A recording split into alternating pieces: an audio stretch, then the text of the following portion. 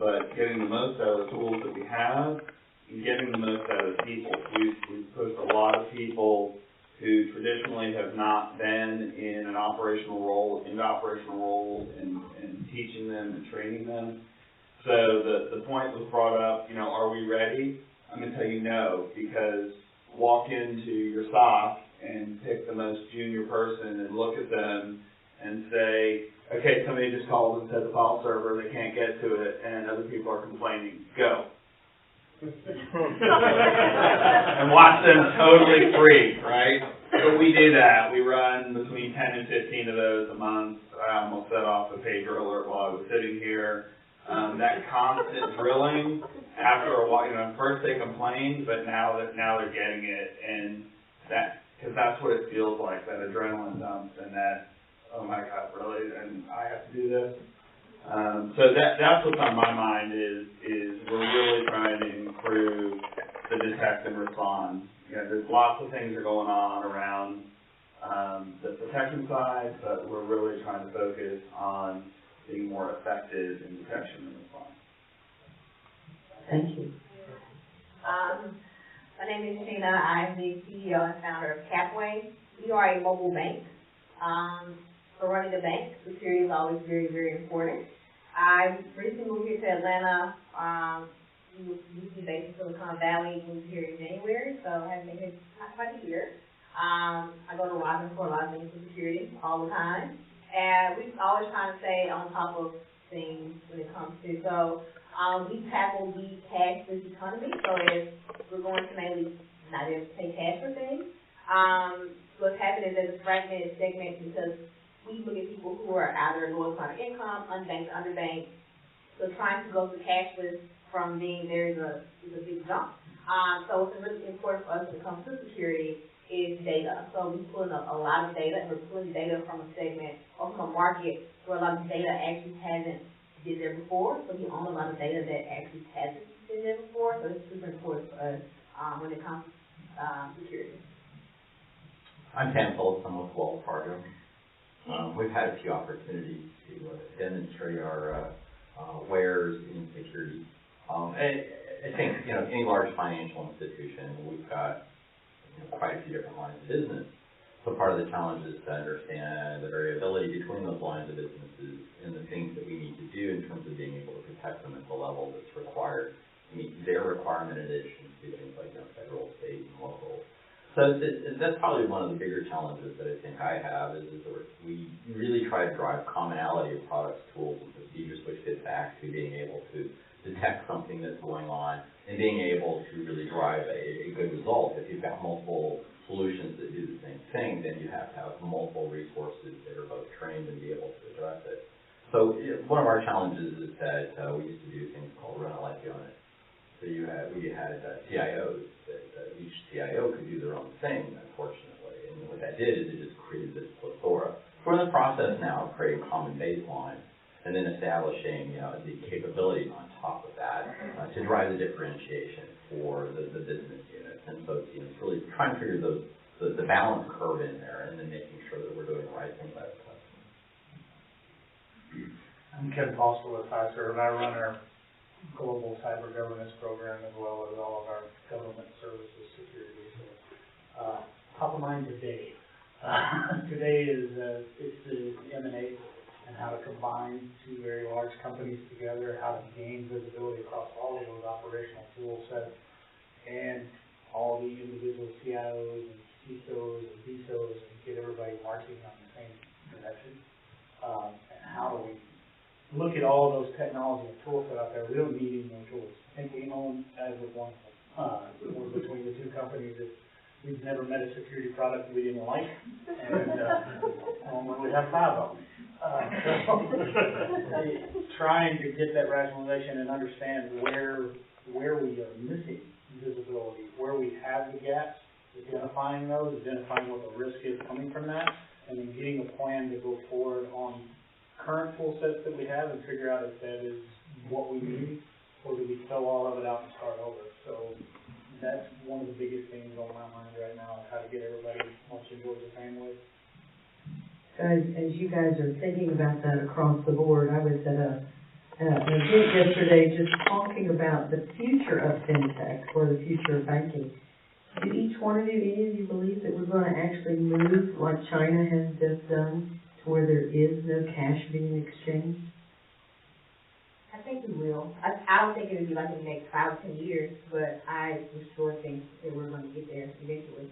I just think that, once again, it's what we do, so clearly, but, I think it's going to take a lot, because I think a lot of people discount the fact that there's like 55 million people in America who are still considered unbanked, underbanked.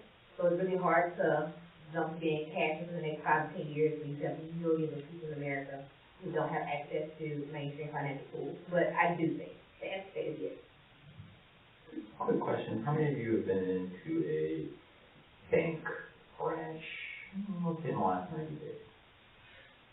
Actually, more than I walk by ours all the time.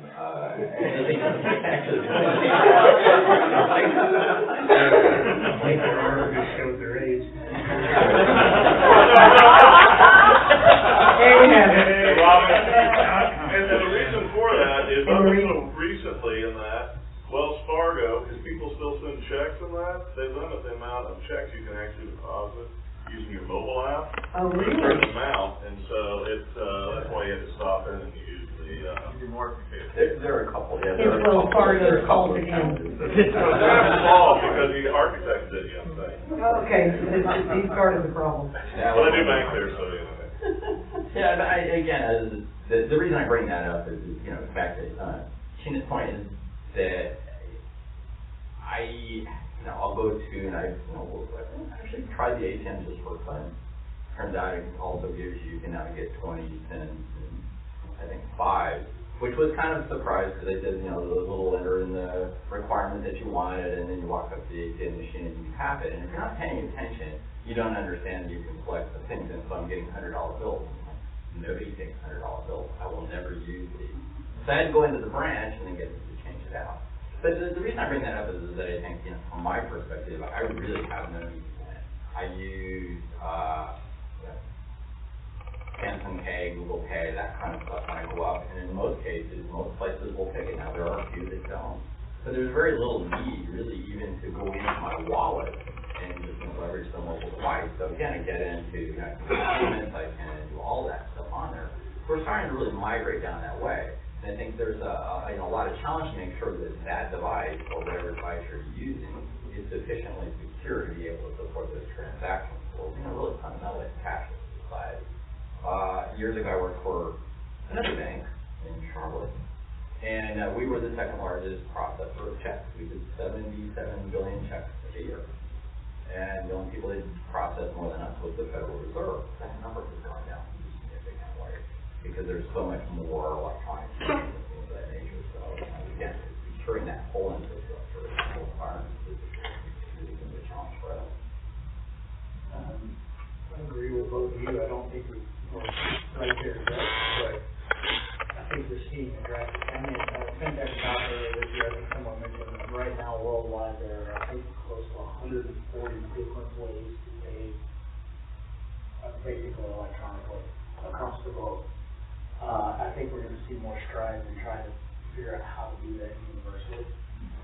But most payment options right now are running on the same old rails as debit card, credit card. It's not like we're doing anything really new. The back end still pretty much the exact same thing it's always been. So I think as we're figuring out new ways to make payments and changing the true infrastructure behind it, once that starts happening a little bit more is where we're probably going to start seeing a faster move towards that true cashless. Yeah, to that point, Ken, I think in some areas of the developing world, you're seeing that's much more popular, right? People use my phone and you get a credit card with a code machine. And so, in some ways, that's working for people who could, you can't get a cash truck out there, right? You can't provision the hard currency. And so I think it is a marrying of the universes, right, between those two.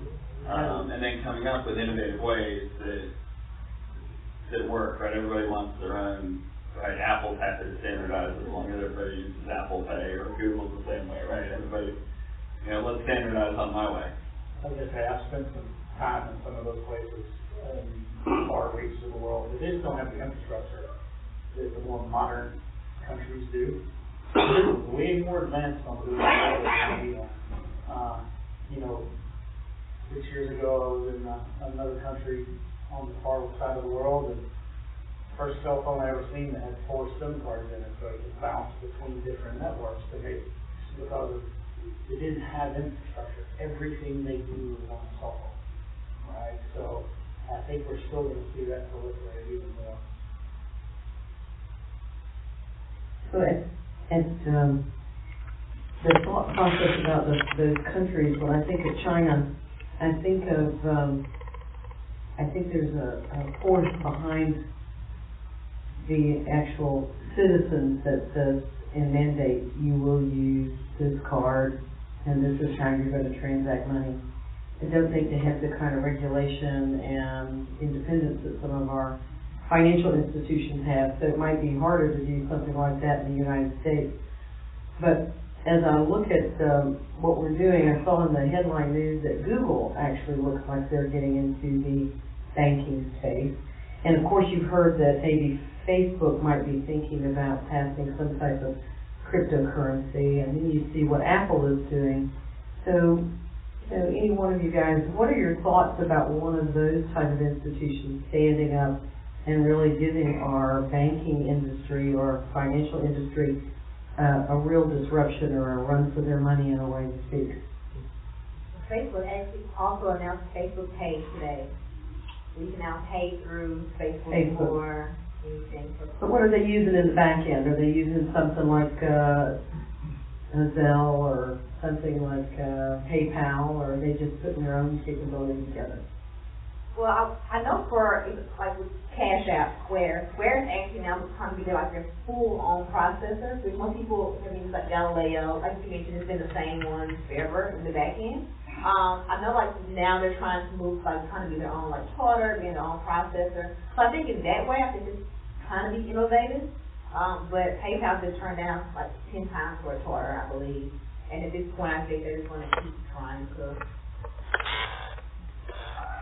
I used to work in banking and on Wall Street. Facebook and Google don't know the kind of things they're buying, quite frankly, with these efforts. They've already got data governance problems. Their political risk is extremely high, and the likelihood that that Google buys either Fitbit is pretty low. Also, Facebook's currency is not going to fly. It's just Agreed 100%. What's going to stop everybody from using it? So sometimes when something is changing, you fix this mass adoption.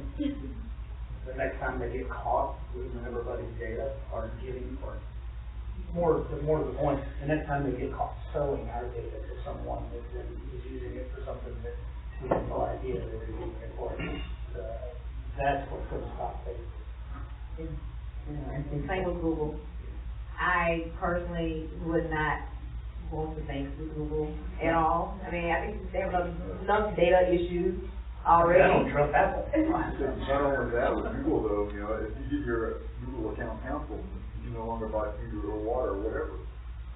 All of a sudden now your access to those things that are on your phone. The other consideration is that almost all hacking is state-sponsored. You even have the NSA who has been able to insert itself into Google and other people's data centers. And we still don't know if that's happening or not. So we've got this kind of adversarial relationship with our own government now. I just don't see how this mobile payments is going to take off with all these issues surrounding it. And most of them are either government problems, government regulation of the banking system, or there's just too many data breaches. Well, I think mobile payments have been going on for quite a while. I was about to say, there was a lot in that statement, and I hear what you're saying. I think maybe we haven't figured it out yet, and I agree there's a lot of challenges.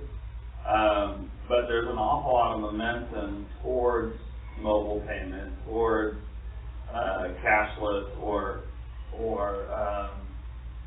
maybe less cash, right? Not completely no cash, but you know, if I could flip it to lower dependence on cash.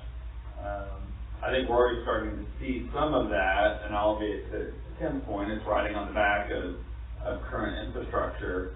But I wouldn't bet against it squirting out somewhere, and it could be, it could be Wells, it could be, somebody else who is able to make the play and not one of the tech disruptors that, everybody's worried about. One of the things to think about is that they're pushing the edge of it. So they're forcing innovation and thought process around payment and really driving people to do things. So think about Zelle. Zelle's owned by 14 of the banks that own early warning, EWS. And again, it was put together to deal with a lot of the payment processes that were going on outside of the banking business. So they drive innovation. Now, whether they'll be successful in it or not, certainly a lot of questions there. They have a lot of challenges. As a friend of mine put it, a lot of really good opportunities to mess up. So I think it's really trying to figure out what is it and how will that drive what mainstream financial services does or do. We'll see. I just, on the trust factor, working in, we all work in various levels of security, in data security, and one of the things that since I started becoming more educated in all of the problem space out there, I actually have this urge to go the opposite direction, being away from digital. How is that going to be on that? Because I have had my credit card compromised, and it's not just a single one. It's my American Express 6 times, my Visa, and it's not Wells Fargo. My Visa is compromised multiple times, and I refuse now to use my debit card because of the credit card fee. If my credit cards are going to get at least with a credit card, they'll give you money. They'll get your money back. American Express is very good about that. They immediately give you the benefit of the doubt that you were doing. Well, they're making a lot of money off of your money, so I think they should be able to do that. But with the bank account, with the debit card, and I don't know from the standpoint if I lost money through where I did a transfer using Zelle or any other transfer accounts, what would happen if that account got breached and all of a sudden access to, I won't tie my bank account to it, I tie my credit card to it. So to move in the direction of cashless or nearly cashless, how do you, because I look at it from the standpoint, I want to go back to cash because at least in cash, I'm safe. So a lot of that is you've got the online payment model and the whole shooting match has to really shake out. Credit cards, again, one of the reasons that you carry one, and a lot of it goes back to the regulations around the use of cards and how banks need to really work with you to make sure that was in fact your transaction. Most large financials, and again, you need to read your little disclaimers and all the rest of that fun stuff, but most financials, even on debit cards today, will put it into and allow you to continue to pull money out. So in other words, if you had a transaction that you're disputing, it goes in, and a lot of them deal with it the same way they do with any credit dispute. So you still have access to your money, you still have access to that until it's resolved, and then you have to deal with it. But again, you need to read, again, the fine print on the card. But again, me personally, I don't use my debit card on anything online. And I don't use it in anything except something that has a chip reader, and even then, kind of leery about the technology sometimes behind the chip readers. But again, the reason is that that's at an arm's length, and if something does happen, and again, American Express is usually really good. We're usually really good as well in terms of saying, okay, we're not going to hold you until we do the research and finish that up. And so I think again, a lot of it just depends upon who you're working with and how that has to change. The point's not that, there's an unusual transaction on my credit card. The point is, the data breach The physical card doesn't seem to be the problem anymore. Of course, people get credit cards stolen, but those, I mean, that's a fairly simple thing and obvious thing for a consumer to do. Is, you know, my credit card was stolen, and you know it pretty much immediately. What is more insidious is somebody who compromises the chip reader device and somebody who compromises your network. That's the real problem. It's not, and no consumer agreement is gonna fix that. Well, you got that, right? And that's why the debit card is dangerous, because it's much more difficult to prove it wasn't you if they skim you in, and the skimmers and everything are collecting that now are so small you'll never find them. You can't walk up to the gas pump and shake it anymore and expect to find the skimmer. The other issue Are is. you shaking the gas? I have never known you do that. I would do. They call cops all the time. That's what I was about to say. Ken Foster on live PD.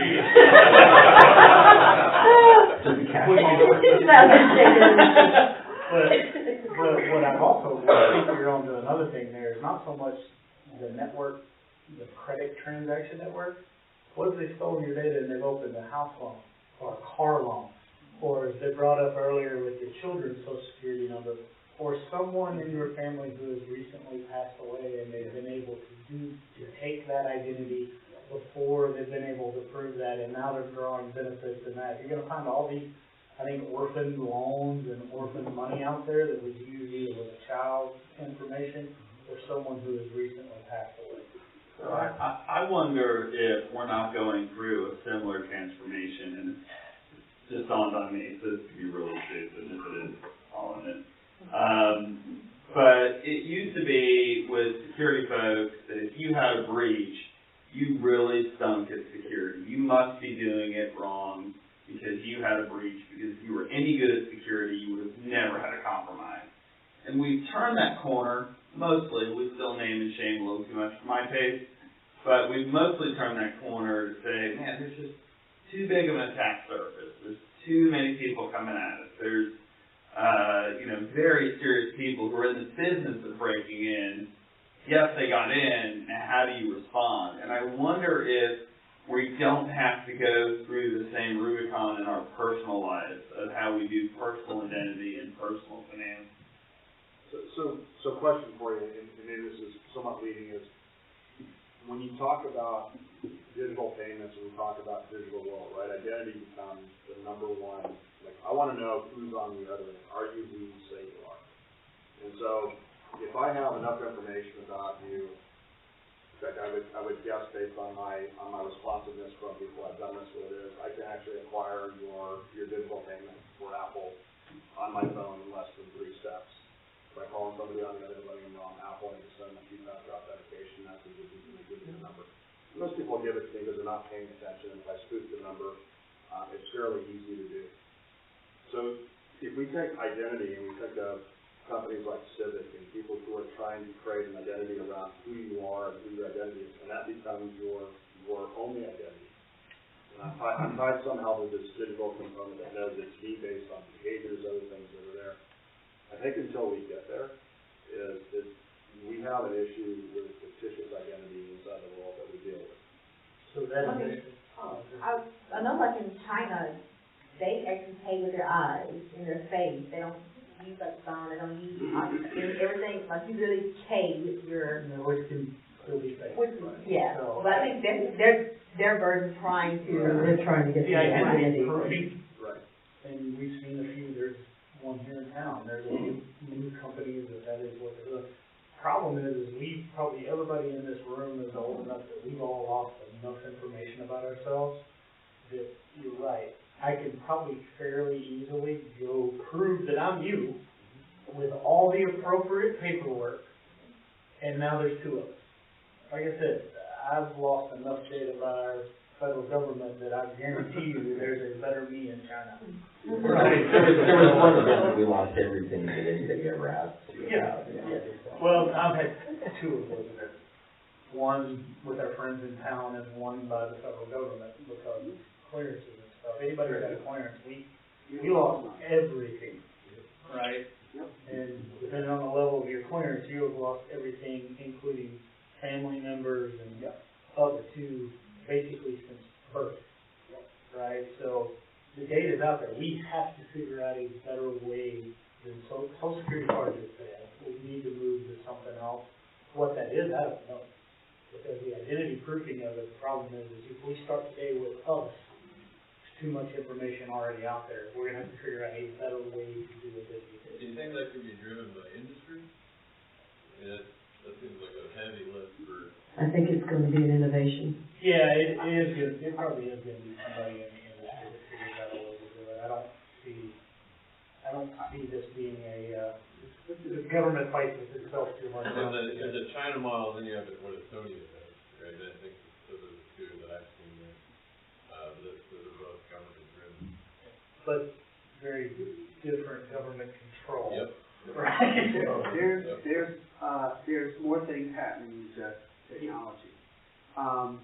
You are having, if you pay any attention to what's going on in Hong Kong, you will realize that this is going to be a lot more profound than just somebody inventing new technology in their basement. Hopefully I'm not doing it in my basement. Well, wherever you're doing it. Because you're having to deal with societal problems and people who are now starting to stand up and say no. I mean, you've had it in multiple countries now, not just in Asia. We've seen Chile, where you wouldn't think there would be these kind of riots, where the president admitted we were stupid, and he resigned. There's been multiple protests. It's not inconceivable that you're going to have that over hacking. It's not inconceivable that you'll get a rush out the door on mobile payments. That's not inconceivable. When we're working in our own space and you're looking at the things that you're doing today, is there something in your framework that you guys are most concerned about? And so when I look at my own space, I don't have a Facebook account. Somebody asked me, and somebody told me I was probably the only person who didn't have a Facebook account. But I'm choosing not to have a Facebook account because I don't want them to know about my family or me. And even though I don't invite you as my friend and all that other type of stuff, I, just don't want my data out there. I have a hard time with what Google does, so I limit my exposure and what I'm doing on Google, and I do it on a different machine. I try to do things but I grew up in this space and am more paranoid. And the people, I think, Sheena, that you guys are working with are not financially attuned to the space, and they grew up in the Facebook age. And that's where all their data is. So what are you doing to help train and educate? Well, so we focus on Gen Z millennials. But even in saying that, she brought up trust in different capacities, but when we look at our audience, like, they won't go to Wells Fargo. They don't want to go to a Bank of America. I don't know if the number... Because they're scared of giving them their information? So they feel like the big financial institutions, like, they don't trust them. Like, they don't think about the fact that Facebook has, like, all their information, or the fact that they update their status everywhere they go. Like, just walk into Publix, Just walk into Whole Foods. Just really put every single thing on social media. But they want to go to a bigger financial institution because they don't trust them. They feel like, they're going to, do this with my information. Which is why you look at mobile payments, or mobile banks like Chime being so popular. So at one time, Chime was open like 10,000 accounts per month or something, like crazy.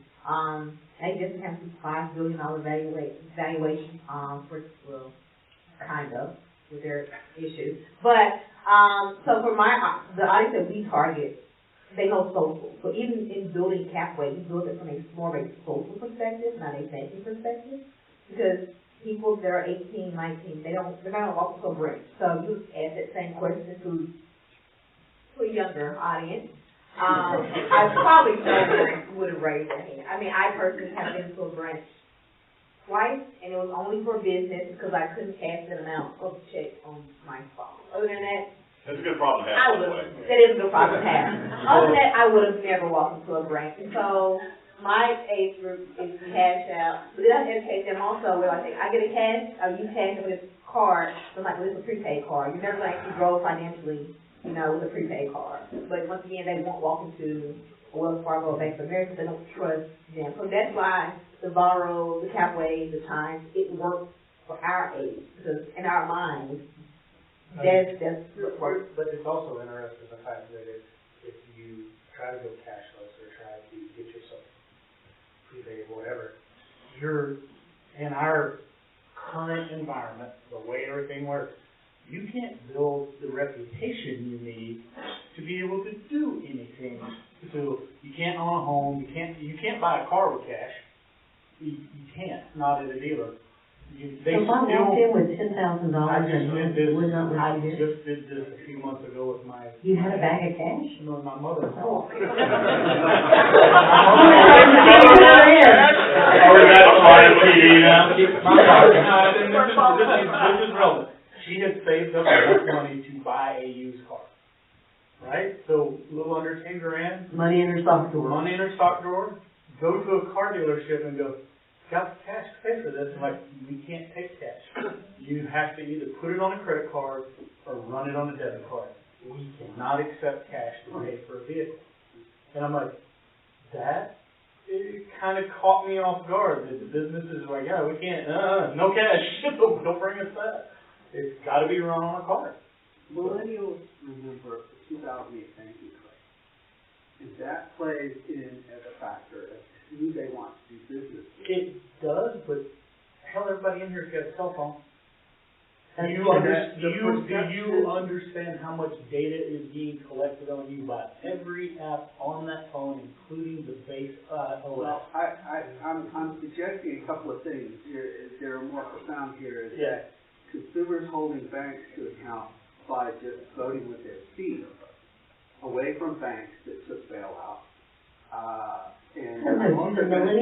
the millennials really aware of the 2008 crisis? I think there's a trust issue there, but the problem is they're running to things that are maybe not as well thought out. I didn't say that they were wrong. I didn't say that. That's what I'm saying, that part of this is not driven by, way cool innovation. It's driven by the 2008 financial crisis. Well, they're evil. It's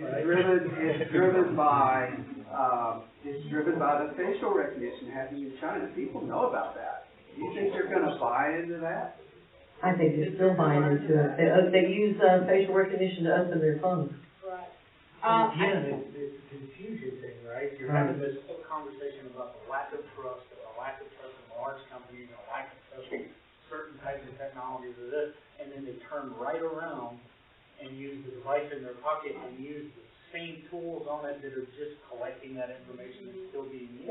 In reality. So it's kind of interesting where we're having these trust and privacy conversations, but then you turn around and go, let me post all this stuff I just did. Well, that's the convenience factor. So here's the line that has 20 people in it. Yes. And if you just have your face scanned, you can walk right up to the counter on this one. Oh, okay, well then I'll do that one. Go ahead and ignore it.